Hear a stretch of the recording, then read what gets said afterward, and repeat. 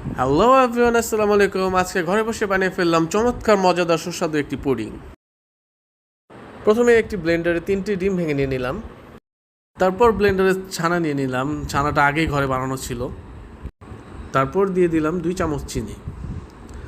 চিনি দেওয়ার পর একটি এলাচের দানা ভালো করে বের করে দেন ব্লেন্ডারে দিয়ে দিলাম।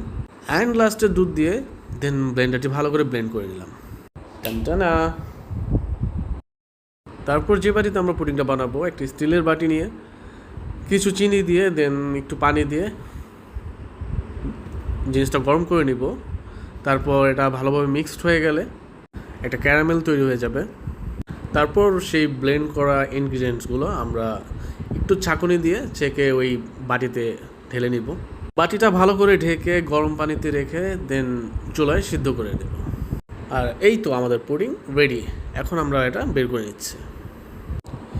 টানটানা। আপনারাও ট্রাই করুন, ঘরে বসে বানিয়ে ফেলুন এরকম চমৎকার মজাদার একটি পুডিং। ধন্যবাদ। আসসালামু আলাইকুম।